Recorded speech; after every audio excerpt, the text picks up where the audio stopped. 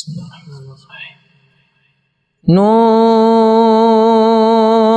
والقلم وما يسطرون ما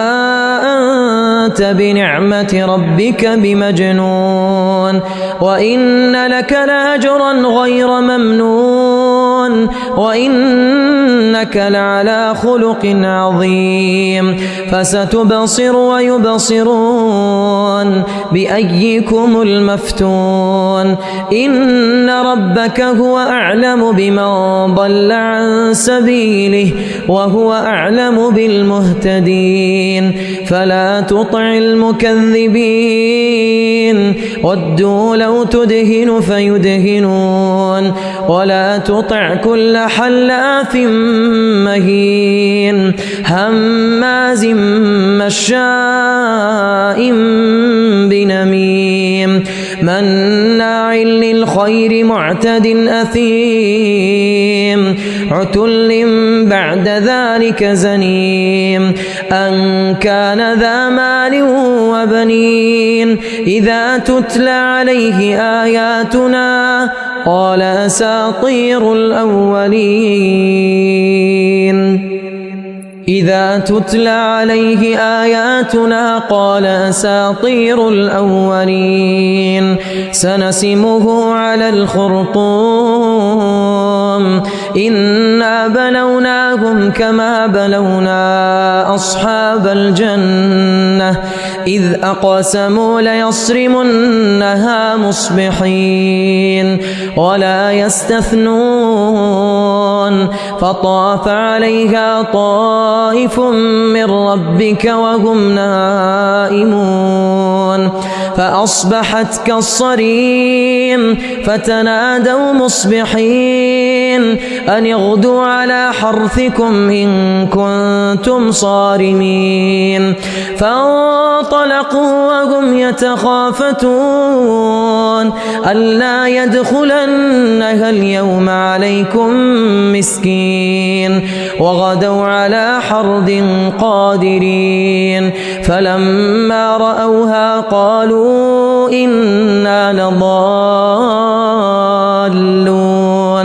بل نحن محرومون قال أوسطهم ألم أقل لكم لولا تسبحون قال أوسطهم ألم أقل لكم لولا تسبحون قالوا سبحان ربنا إنا كنا ظالمين فأقبل بعضهم على بعض يتلاومون قالوا يا ويلنا إنا كنا طاغين عسى ربنا أن يبدلنا خيرا منها إنا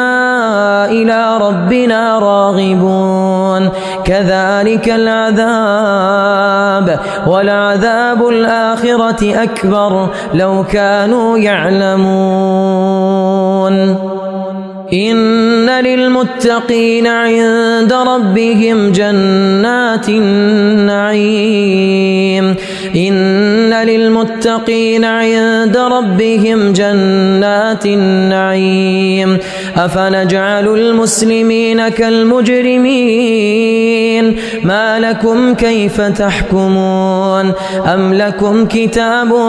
فيه تدرسون إن لكم فيه لما تخيرون أم لكم أيمان علينا بالغة إلى يوم القيامة إن لكم لما تحكمون سلهم أيهم بذلك زعيم أم لهم شركاء فليأتوا بشركائهم إن كانوا صادقين يوم يكشف عن ساق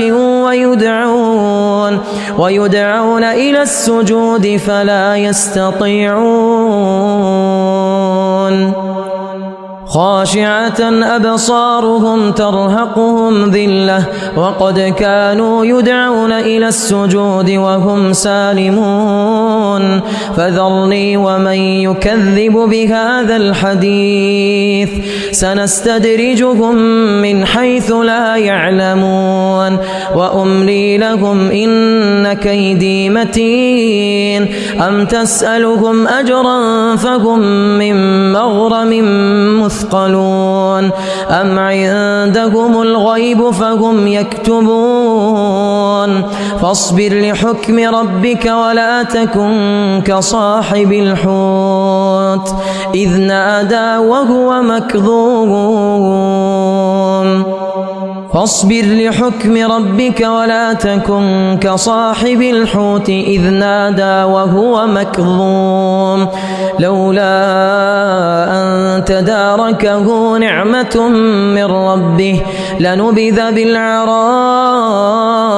وهو مذموم فاجتباه ربه فجعله من الصالحين وإن يكاد الذين كفروا ليزلقونك بأبصارهم لما سمعوا الذكر ويقولون إنه لمجنون وما هو إلا ذكر للعالمين.